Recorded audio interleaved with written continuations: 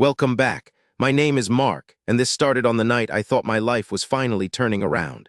I was 31, and for 3 years I had lived like a man trying to build a future with one hand tied behind his back. I was a software developer, but not the kind people imagine when they hear that word. I was not sitting in a glass office with a fancy title and a stock package. I was in our apartment most nights, hunched over my laptop, chasing an idea that might work or might vanish without a trace. I lived on coffee, instant noodles, and stubbornness. My hair had started thinning earlier than it should have. My shoulders were always tight. My eyes always felt tired. My wife Alina was 27 and worked as a paralegal. At least that is what she called it when she introduced herself to people. In our apartment, she was the one who kept the bills organized, reminded me about chores, and made it very clear that she saw herself as the responsible adult in the marriage. She had a sharp way of speaking when she was frustrated, and lately she had been frustrated a lot. We had been married 3 years, and for most of that time I felt like I was being measured against a standard I could never quite reach. There was also her family. Her father, Victor, had never hidden his opinion that I was a risky bet. Her mother, Diane, was kinder on the surface, but she had a way of looking at me like she was waiting for me to disappoint her daughter. On my side, my parents, Linda and Robert, had tried to stay supportive without interfering. They saw how hard I worked. They saw how much I wanted this to succeed. They also saw the strain in my marriage, though neither of us wanted to say it out loud. That night, I was carrying a bottle of Dom Perignon up 3 flights of stairs because I thought I had finally earned the right to celebrate. I had just come from my lawyer's office. The acquisition was official. My startup had been bought out for $2 million. The money would take a little while to land, but the deal was done.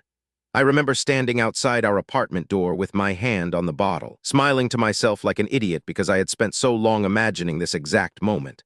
I thought I would walk in and see Alina light up. I thought she would hug me, laugh, maybe even cry. I thought the years of sacrifice would finally mean something. And honestly, I thought everything was fine. I really did. Looking back now, I should have seen it coming. The signs had been there for a long time, but when you are inside a marriage, you explain things away. You tell yourself people are stressed. You tell yourself they are tired. You tell yourself love is supposed to survive rough seasons and that if you just keep going, the warmth will come back. Alina and I had not started out like strangers. When we first met, she was funny in a dry, observant way. She noticed details other people missed. She could make a boring room feel lighter just by being in it. I was drawn to that immediately, because I had spent most of my adult life feeling like the serious one, the quiet one, the guy who was always thinking 3 steps ahead. We dated while I was still working my old job and building the app at night. Back then, she said she admired my drive. She said she liked that I was not afraid to take a risk. She said she believed in me even when I did not fully believe in myself. I held onto those words like they were a promise. When things got hard, I repeated them in my head like a prayer. But as the months turned into years, the tone changed. First, it was little jokes about me being married to my laptop. Then it was comments about how I never seemed to finish anything. Then it was the way she started introducing me to people as someone who was working on a project, as if saying the word startup too loudly would embarrass her. I ignored a lot because I wanted the marriage to work. I wanted to be the kind of husband who could absorb pressure without making it everyone else's problem. Alina had a stressful job, and I told myself that was why she came home sharp and exhausted. Her father had always been hard on her, so I told myself she had learned to speak that way because she had never been given much softness. When she rolled her eyes at my late nights, I told myself she was worried about me. When she called my work a hobby during an argument, I told myself she did not really mean it. That detail matters. Remember it. The prenup was her idea. We signed it 3 years ago before the wedding when I had almost nothing and she had a stable salary. She said she wanted to protect herself from any business debt if my startup failed. At the time, I understood that. I even respected it. I was not offended because I thought she was being practical. I did not read every line with suspicion because I trusted her. I trusted her. I genuinely trusted her. And because I trusted her, I did not realize that she had built the first wall between us before we were even married. There were other moments too, small ones. Her father asking at dinner whether I had found a real job yet. Alina laughing a little too quickly instead of defending me. Her telling her sister that I was still in the phase where I thought the app might matter. Once, at her cousin's birthday, I overheard her say she felt like she had adopted a teenager. I stood in the hallway with a drink in my hand and pretended not to hear. I remember thinking that if I just succeeded, if I just made the thing work, all of that would stop. People would see me differently. She would see me differently. That was the hope I kept feeding myself. The app itself had become my entire life. I worked on it before sunrise, after midnight, on weekends. On holidays, there were stretches where I barely slept. Alina would wake up and find me at the desk, shoulders hunched, eyes bloodshot, and instead of asking how it was going, she would ask whether I had taken out the trash or why I had forgotten to buy milk. I do not say that to make her sound cruel in a cartoonish way. It was more complicated than that. She was carrying stress too. She was paying rent when I was not bringing in much. She was watching her friends move forward while our life felt stuck in a loop. I understand that now. But at the time, every criticism landed like proof that I was failing at the one thing I cared about most. The worst part was how good we were at pretending in front of other people. At family dinners, Alina would smile and squeeze my hand under the table. At holidays, she would say she was proud of my persistence. Her friends would tell me she was lucky to have a husband who believed in his dreams. I wanted to believe those moments were real. I wanted to believe the marriage was stronger than the bitterness that kept leaking into our private life. But there were nights when I would lie awake and wonder whether she loved me, or whether she just loved the idea of me becoming someone worth admiring. That night, I was about to find out. I opened the apartment door and called out to her. She was in the kitchen, scrubbing a pan with more force than necessary. The sound was harsh in the quiet apartment. She did not turn around. Instead, she immediately told me I had forgotten the trash. Her voice was flat, tired, irritated in that familiar way that made me feel like I was already in trouble before I had even spoken. I started to apologize because that was my reflex. Then I remembered the bottle in my hand and the news in my chest. I told her I had been at the lawyer's office. She made a joke about what I had been sued for, and I almost laughed because I was so close to telling her the truth. Then I said it. The app sold this morning. She froze for half a second, then asked what I meant. I told her the number, 2 million. I watched the pan stop moving in her hand. I watched her shoulders change. I watched her turn around, and I saw the expression on her face shift so quickly it almost made me dizzy. 1 second she looked annoyed. The next she looked stunned. Then she looked thrilled. It was like watching a curtain rise on a completely different person. She screamed. She ran to me. She threw her arms around my neck and started crying into my shirt. She kept saying she knew I could do it. She kept saying she had told everyone I was a genius. She kept saying we made it. I stood there holding the bottle, feeling nothing but a strange, cold clarity. Her words were so warm, so sudden, so eager that they almost made me nauseous. That was the moment I realized she had not changed her opinion of me. She had changed her estimate of my value. For a few minutes, I let myself pretend. I smiled. I kissed her back. I nodded when she started talking about celebrating, about houses, about our future. But inside, something had gone still. It was not anger yet. It was worse than anger. It was recognition. I could feel my mind stepping back and looking at the whole marriage from a distance, and what I saw was not comforting. 2 weeks passed before the money actually landed, and those 2 weeks told me more than the previous 3 years had. Alina quit her job 3 days after the wire transfer cleared. She did not ask me if that was the right time. She just announced it like a promotion. Suddenly, she was talking about managing our assets, planning vacations, looking at luxury cars, and posting photos of us online with captions about building an empire together. She had not posted a picture of us in over a year, but now she was eager to perform happiness for anyone who would look. I played along because I wanted to see how far the performance would go. I also wanted time to think. The money changed the atmosphere in the apartment almost immediately. It was as if every conversation now had a hidden second meaning. When she asked about our portfolio, I wondered whether she meant our future or my bank account. When she suggested a house on Pine Street, I wondered whether she saw a home or a payout. When she touched my arm at dinner, I wondered whether she was being affectionate or strategic. I started sleeping badly. I would wake up at 3 in the morning and listen to her breathing beside me. The apartment would be silent except for the refrigerator and the occasional car passing below. I began pacing the living room without thinking about it. 3 steps to the window, 3 steps back.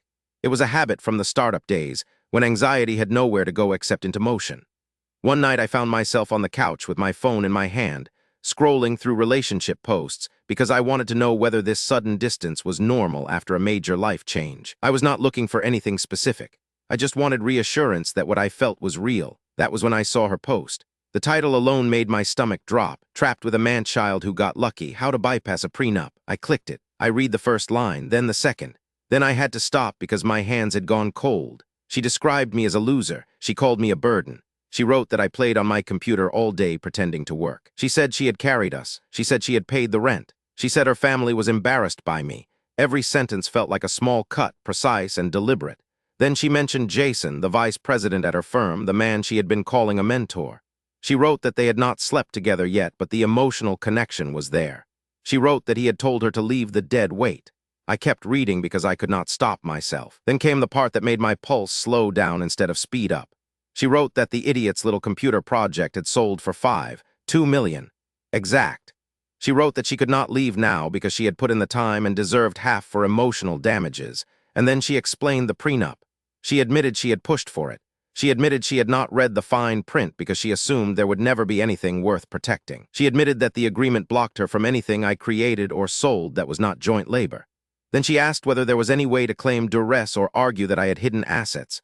I sat there in the dark, staring at my own wife's words on a glowing screen, and I felt something inside me lock into place, not explode. Lock. I took screenshots. I took more screenshots. I saved the comment where she argued with strangers calling her greedy. I archived the thread. I checked her profile twice to make sure I was not imagining any of it. Then I opened my banking app and moved my share of the liquidity into a separate account she could not touch. I was shaking, but my mind was clear. I knew exactly what I was looking at. This was not a misunderstanding. This was not a bad night. This was a confession.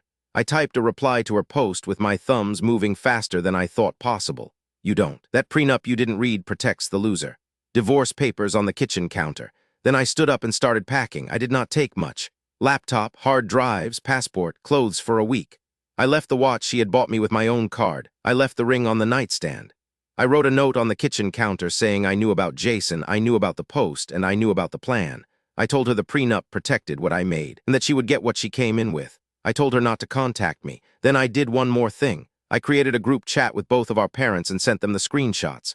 I did not add commentary. I did not explain myself in paragraphs. I just sent the proof and wrote that Alina had been planning to leave me for her boss while trying to figure out how to take my money. I said the marriage was over. I said she was their responsibility again. It was brutal, maybe, but I was past the point of caring whether it was elegant. By the time I reached the lobby and got into the Uber, my phone was already lighting up. She had seen it. She had deleted her post. She had deleted her account. Then the calls started. Her number, her mother's number, her father's number. I put the phone on silent and watched the city move past the window. I remember feeling strangely calm, almost empty. It was the first time in years I had not felt like I was carrying someone else's disappointment on my back. The next morning, I checked into a hotel and met with my lawyer. By then, Alina had already started trying to rewrite the story. She showed up at the hotel restaurant later that morning, frantic and red-eyed, saying I was overreacting, saying the post was just creative writing, saying she had exaggerated because she was frustrated. She told me she never cheated. She told me Jason was just a boss. She told me she loved me and that we could fix it. I listened to all of it without giving her much back. That was the part that surprised me most. I thought I would be furious. I thought I would want to yell. Instead, I felt detached, like I was watching someone else try to sell me a story I had already read the ending to.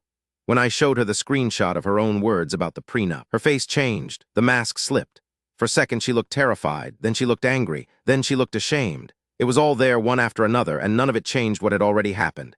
She tried one more time at dinner with my parents 2 weeks later. She showed up uninvited, desperate, insisting it had all been a mistake. My mother, who had always tried to keep the peace, finally looked at her with complete coldness. My father told her she had made her own choices. When Alina realized Jason was not waiting for her, when she realized the next branch was gone, she started to unravel. That was the moment I understood something important. She had not just wanted money. She had wanted an exit with a bonus attached. I think what hurt most was not what she did. It was what it meant. It meant the years I spent trying to become enough had been happening inside a marriage where I was already being measured as disposable. It meant the kindness I thought I was receiving had often been conditional. It meant I had been trying to win the approval of someone who was quietly preparing to cash out. That kind of realization changes the way you see your own memories. Grief is strange.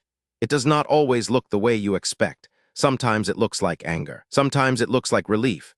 Sometimes it looks like standing in a hotel room at 4 in the morning and realizing you are finally allowed to stop performing. I had to learn that being successful did not mean I had to keep people in my life who only respected me once I became useful. I also had to learn that my instinct to explain, excuse, and soften everything had helped keep me trapped longer than I should have been. I was not weak for trusting her. I was human, but I did need to admit that trust without boundaries can become a trap. If I could go back, I would have listened sooner to the small moments that told the truth.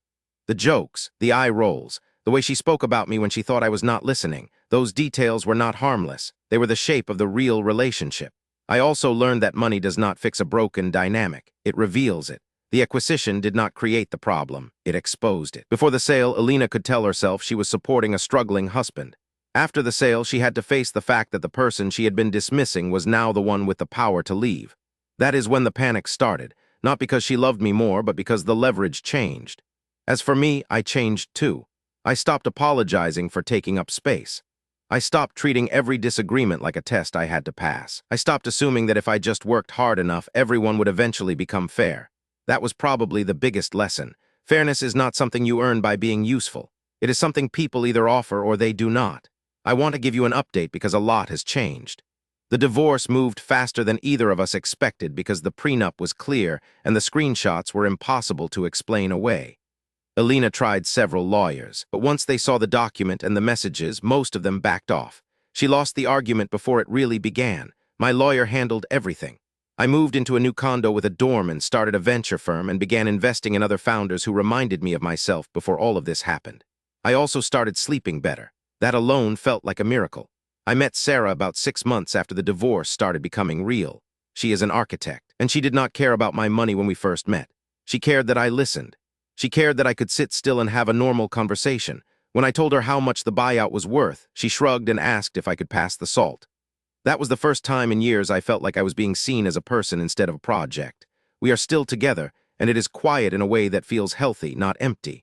As for Alina, I have not spoken to her in a long time. I saw her once after everything settled, working at a hotel event in New York. She looked tired, older, not broken exactly, but worn down by choices that had finally caught up with her. She tried to ask if I ever thought about us. I told her no, and I meant it. Not because I am cruel, but because I have no room left in my life for people who only loved me when they thought I could pay for their future. So I have to ask you, if your spouse spent years belittling you, then tried to use your success as a payday, would you still owe them mercy? Because I still think about that night, and I genuinely do not know if there was a softer way to handle it. Leave your answer in the comments. I read every single one, and if you want more stories like this, you already know what to do.